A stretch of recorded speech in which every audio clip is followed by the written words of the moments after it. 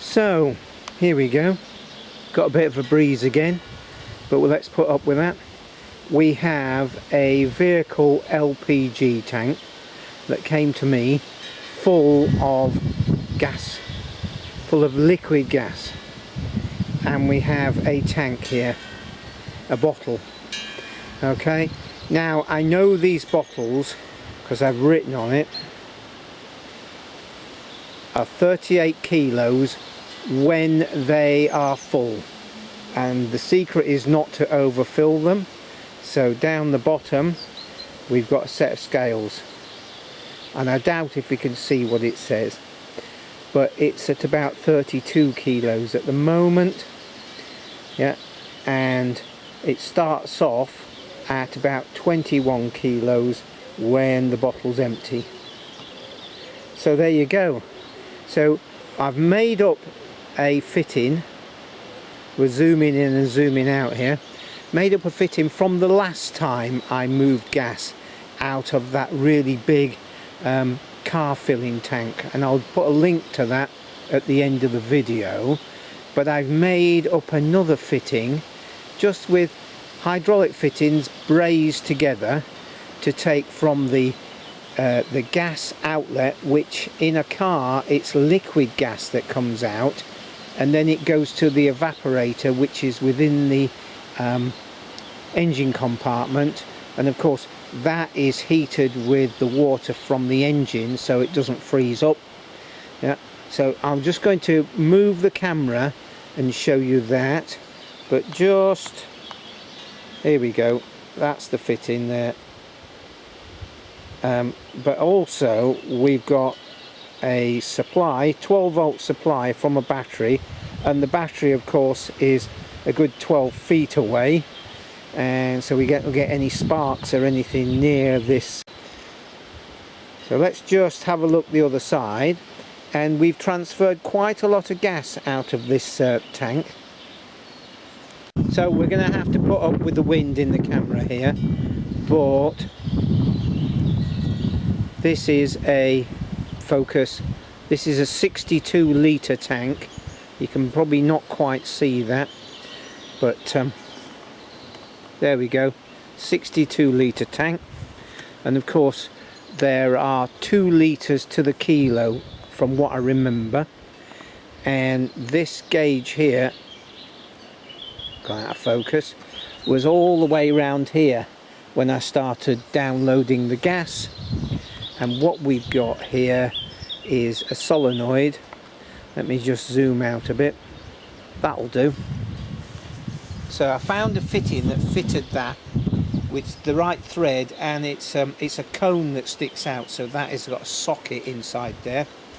Brought it round and brazed it into this fitting, which the spigot of that, which was in a hydraulic pipe, and I cut the pipe clamp off, the crimp, so that fits in there. And then we come down here and here's the crimped end, but this one had a long piece on it, so that went inside there and brazed up, which then goes to this hydraulic hose. There you go. The main thing here is, do we need to zoom out a bit? We probably do. Right, yeah, the main thing here is this is in the sun and the tank is lower, so you know the sun's warming this up, and the tank that I'm fitting it, the bottle that's taking the gas, is in the shade, so warm and cool. There you go, it's working.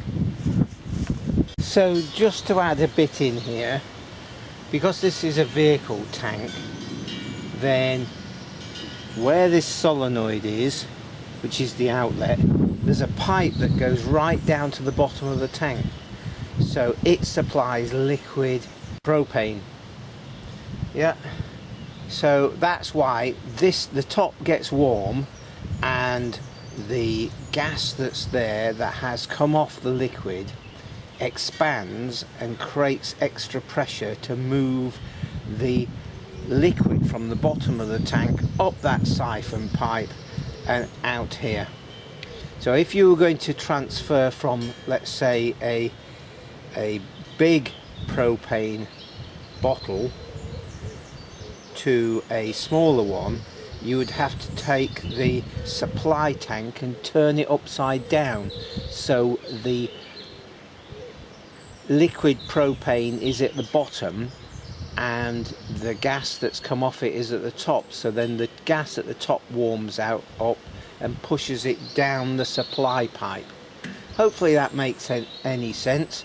But you know, these tanks and the bottles that go on forklifts, as I've said before, supply liquid propane to the evaporator. So there you go. It seems to be working, and I did try this in the shed when both tanks were the same temperature, and it hardly worked at all.